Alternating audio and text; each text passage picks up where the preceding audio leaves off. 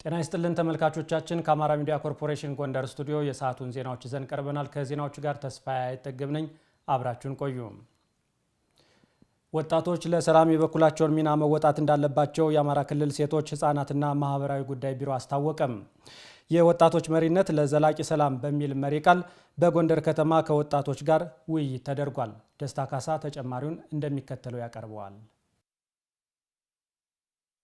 የአማራ ክልል ሴቶች ወጣቶችና ማህበራዊ ጉዳይ ቢሮ የወጣቶች መሪነት ለዘላቂ ሰላም በሚል መሪ መልእክት በጎንደር ከተማ አስተዳደር ከወጣቶች ጋር ውይይት አካሂዷል። በውይይቱ የቢሮ ምክትል ኃላፊ አቶ ዘላለም አረጋን ጨምሮ የጎንደር ከተማ አስተዳደር አመራሮችና ወጣቶች ተሳትፈዋል። ለሰላም መረጋገጥ ወጣቶች ሚናቸው የጎላ መሆኑን የአማራ ክልል ሴቶች ወጣቶችና ማህበራዊ ጉዳይ ቢሮ ምክትል ኃላፊ ዘላለም አረጋ ገልጸዋል። ሰላም እንዲመጣ መደማመጥ መቻል አለብን። በቃ አንድ ነፍስ ማዳን በራሱ ትልቅ ነገር ነው። ለኔ ትልቅ ዋጋ አለው።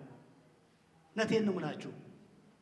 ስለዚህ በአቅማችሁ የምትችሉትን ነገር ለማድረግ ተፍጨርጨሩ። ለሀገር እድገት ሰላም ማስፈን እንደሚገባ የገለጹት የጎንደር ከተማ አስተዳደር ሴቶች ህጻናትና ወጣቶች መምሪያ ኃላፊ ሙሉ ቀን ጌታሁን ወጣቶች ለሰላም መስራት ይገባቸዋል ብለዋል። ጫካ የወጡ ወንድሞቻችን እኮ ምንም አይነት የተለየ ነገር ኑሯቸው አይደለም። በጣም በተሳሳተ ፖለቲካ ተመርዘዋል። ያን የተመረዘ ፖለቲካ የተሳሳተ አስተሳሰብ እንዲያወጡ እናንተም እኛ መስራት አለብን። የመንግስት በሩ ክፍት ነው። አሁንም የሰላም ጥሪው እንደቀጠለ ነው። ስለዚህ ይቅርታ ለህዝባቸው ይቅርታ ጭምር ጠይቀው መግባት መቻል አለባቸው። ሰላም ካለ ልማት ይቀጥላል።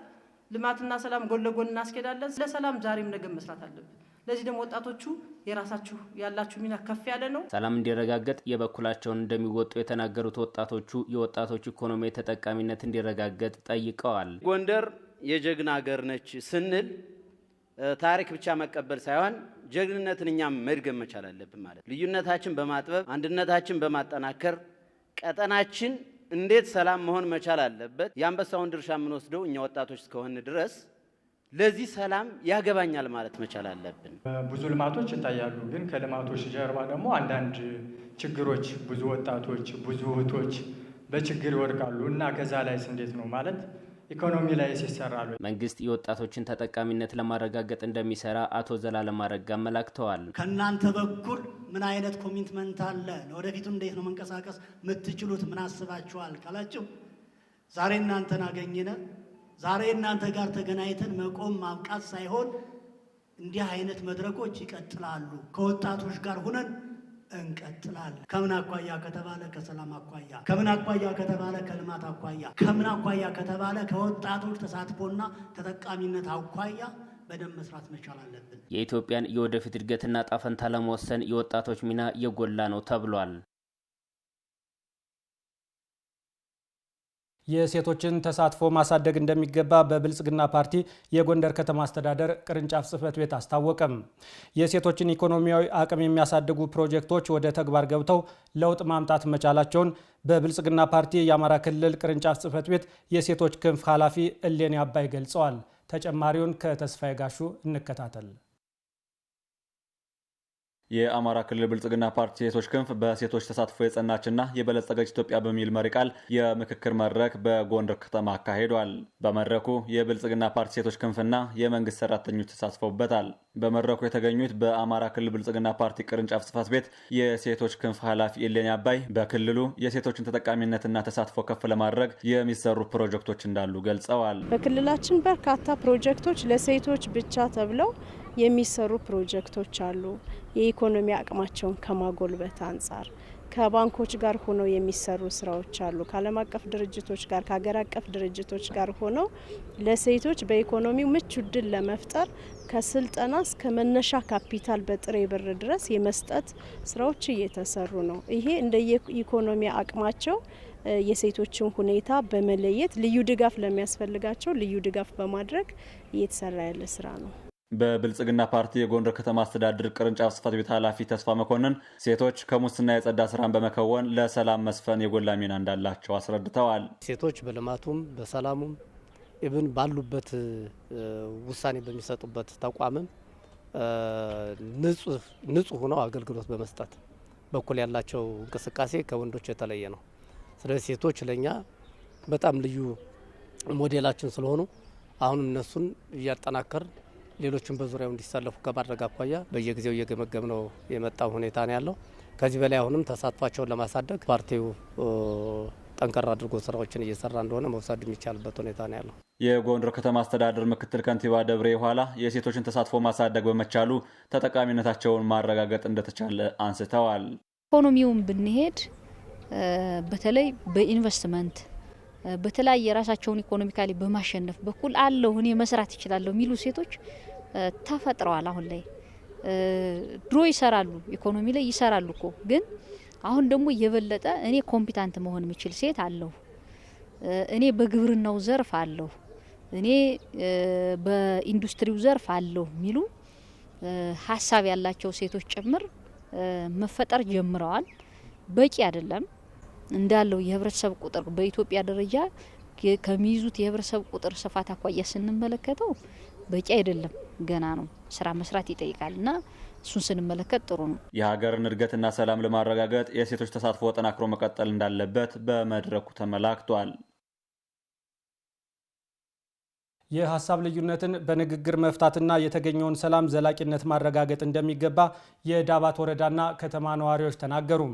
በዳባት ወረዳና ከተማ አስተዳደሮች የተገኘውን ሰላም በማጽናት የተጀመሩ የልማት ስራዎችን ማስቀጠል በሚቻልባቸው ጉዳዮች ዙሪያ ከተለያዩ የማህበረሰብ ክፍሎች ጋር ውይይት ተደርጓል። መረጃውን ያደረሰን የዳባት ወረዳ መንግስት ኮሚኒኬሽን ጽህፈት ቤት ነው። ደረጀ ደርበው እንደሚከተለው አዘጋጅቶታል። በዳባት ወረዳና ከተማ አስተዳደሮች የተገኘውን ሰላም በማጽናት የተጀመሩ የልማት ስራዎችን ማስቀጠል በሚቻልባቸው ጉዳዮች ከተለያዩ የማህበረሰብ ክፍሎች ጋር ምክክር ተደርጓል። የሃይማኖት አባቶች፣ የሀገር ሽማግሌዎችና በማህበረሰቡ ተቀባይነት ያላቸው ግለሰቦች ዘላቂ ሰላም እንዲረጋገጥ የድርሻቸውን እንዲወጡ የአማራ ክልል ስቴት ዩኒቨርሲቲ ምክትል ፕሬዝዳንት አቶ አማረ ጎሹ ጠይቀዋል። የክልሉ ህዝብ ከጦርነት ተላቆ ፊቱን ወደ ልማት የሚያዞርበት ምቹ ሁኔታዎች እንዲፈጠር መስራት ይገባል ብለዋል። የጠላት ፍላጎት የዚህ ክልል ሁሉም አካባቢዎች የጦርነት አውድማ እንዲሆኑ የማድረግ ነው። ከዚህ በጣም አስቀያሚና በታሪክ ጠባሳ ሆኖ ሊመዘገብ የሚችል ነገር ራሳቸውን አግሎ የባንዳነት ተልዕኮን ከመፈጸም መውጣት በጣም ያስፈልጋል ማለት ነው። ህዝቡ ማህበራዊ እረፍት እንዲያገኝ የታጠቁ ኃይሎች የመንግስትን የሰላም ጥሪ እንዲቀበሉ በብልጽግና ፓርቲ የሰሜን ጎንደር ዞን ቅርንጫፍ የፖለቲካና የአቅም ግንባታ ዘርፍ ኃላፊ አቶ ሰውነቱ ባለም ጥሪያቸውን አስተላልፈዋል። በእንደዚህ አይነት አካሄድ እና ሁኔታ የህዝብን ጥያቄ ማስመለስ አይቻልም። ረዥም ጊዜ ወስዶ አይተውታል። ስለዚህ እነሱም የሚያዋጣው መንግስት የወሰደውን የሰላም አማራጭ መጠቀም ነው። በእነሱም ለቤተሰብም ለሀገር የሚያዋጣው የአካባቢው የሀገር ሽማግሌዎችና የሃይማኖት አባቶች ሰላም እንዲረጋገጥ እየሰሩ መሆናቸውን የዳባት ከተማ አስተዳደር ከንቲባ አቶ ሀብትሼት ሞገስ ገልጸዋል። የሃይማኖት አባት፣ የሀገር ሽማግሌ የተለያዩ የህዝብ ስራዎችን በመስራት ከጫካ የነበሩ አካላት ወደ ሰላም እንዲመጡ በማድረግ አሁን በከተማችን አንጻራዊ ሰላም አለ ብሎ መውሰድ ይቻላል። አስተያየታቸውን የሰጡ የውይይቱ ተሳታፊዎች በሰላም እጦት ምክንያት በአካባቢው ዘረፋ፣ የሰዎች እገታ፣ የእርስ በርስ ግድያና ሌሎች ወንጀሎች መፈጸማቸውን አንስተዋል። የሀሳብ ልዩነቶችን በሰለጠነ መንገድ በንግግር በመፍታት ሰላምን ዘላቂ ማድረግ እንደሚገባም መልእክት አስተላልፈዋል። ጥያቄን ወደ ኋላ ኑር አድርጎ ጠላትን ከመለሱ ወደዛ ይሄ ጥያቄ አለን ብሎ ለመንግስት መጠየቅ አለባቸው። ለሰላሙ በጣም ትኩረት ሊሰጠው የሚገባቸው ብዬ የምለው ግን ወጣቱ ላይ ነው ትኩረት ማድረግ የሚገባ። ወጣቱ ላይ ሊሰራ ይገባል። ወጣቱ ጋር መድረክ ሊደረግ ይገባል። ችግሮች እንዲፈቱ መንግስት ለሰላም ቅድሚያ እንዲሰጥና የህግ ማስከበር ስራውን አጠናክሮ እንዲቀጥል አስተያየት ሰጪዎቹ ጠይቀዋል። በአማራ ክልል የወልቃይት ጠገዴ ሰቲት ሁመራ ዞን ግብርና መምሪያ በ2018 በጀት ዓመት በመጀመሪያው ዙር የበጋ መስኖ ልማት የእቅዱን 95 በመቶ ማሳካት መቻሉን ገለጸም። በዘርፉ የተሰማሩ አርሶ አደሮች በመንግስት በኩል እየተደረገላቸው ያለው ድጋፍ ተጠቃሚነታቸውን እንደሚያሳድገው ተናግረዋል። ዝርዝሩን ከአምሳሉ አሞኘ እንከታተል።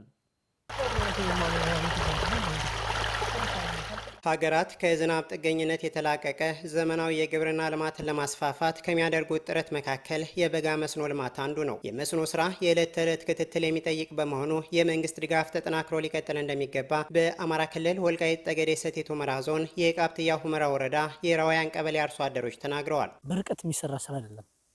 የእርሻ ስራና የመስኖ ስራ ይለያያል።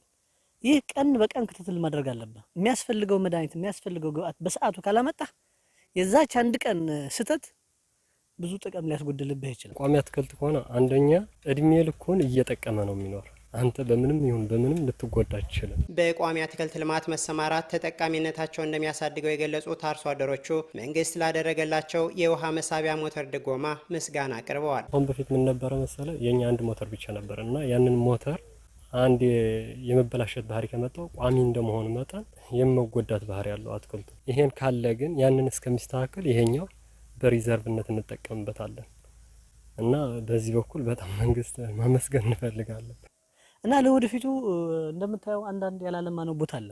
መንግስት ድጋፍ ካደረገልን ከዚህ የበለጠ በ3 በ4 እጥፍ ለማልማትኛ ዝግጁ ነን። በአንደኛው ዙር የበጋ መስኖ ልማት ከ6700 ሄክታር በላይ መሬት መልማቱን የዞኑ ግብርና መምሪያ የአትክልትና ፍራፍሬ የመስኖ ውሃ አጠቃቀም ቡድን መሪ አቶ እንዳልካቸው አስፋ አረጋግጠዋል። የክልሉ ግብርና ቢሮ የሚያደርገው ድጋፍ ተጠናክሮ መቀጠሉንም ገልጸዋል። በ2018 የመስኖ ልማት 7080 ሄክታር በላይ እናለማለን ብለን ደቅድ ይዘን ነበር።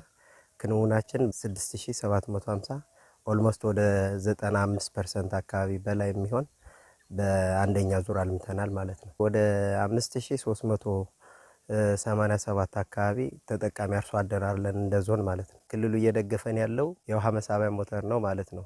60 መንግስት ይሸፍነዋል፣ 40 ደግሞ ራሱ አርሶ አደሩ ይሸፍነዋል ማለት ነው። በ2018 የመስኖ ልማት ብቻ ወደ 66 የሚሆን የውሃ መሳቢያ ሞተር መጥቶልን ለወረዳዎች አሰራጭተናል ማለት ነው። የአርሶ አደሮችን ተጠቃሚነት ለማሳደግና በተለያዩ ምክንያቶች የሚያጋጥሙ የግብአት አቅርቦት ችግሮችን ለመፍታት እየተሰራ መሆኑን የወረዳው ግብርና ጽሕፈት ቤት ምክትል ኃላፊ አቶ በላይ መርሻ አስረድተዋል። ለግብአት እጥረቱ ዘላቂ መፍትሄ የሚሆነው የማህበራትን አቅም ማሳደግ መሆኑንም አክለዋል። በአካባቢያችን ያሉት የመስኖ አልሚዎች ዘር እንዲያባዙና ያን ዘር ደግሞ ለተለያዩ ወጣቶች እንዲሰጥ በማድረግ ላይ ነው። የግብአት አቅርቦት ያው እንደሚታወቀው የምናመጣው ከባህር ዳር ነው የሚመጣው። አንዳንድ ጊዜ ደግሞ ጎንደር ላይ ይሰጡ ነበር። ያም አጥጋቢ አይደለም። ምክንያቱም ማህበሮቹ የአቅም እጥረት ስላለባቸው እንደ ፍላጎታቸው ሊካፈል አልተቻለም። መንግስት ግን የተወሰነ ድጎማ ሰጥቷቸው በዛ ያገኙት ድጎማ ማዳበሪያ እያቀረቡ ይገኛሉ ማለት ነው። የአርሶ አደሩን ውጤታማነት ለማሳደግና የሚያጋጥሙ ችግሮችን ለመፍታት ከሚመለከታቸው አካላት ጋር በቅንጅት እየተሰራ መሆኑ ተመላክቷል። ተመልካቾቻችን ከአማራ ሚዲያ ኮርፖሬሽን ጎንደር ስቱዲዮ የሰዓቱ ዜናዎች እነዚህን ይመስሉ ነበር። ከዜናዎቹ ጋር ተስፋዬ አይጠገብ አብሬያችሁ ቆይታ አድርጌያለሁ። ጤና ይስጥልን።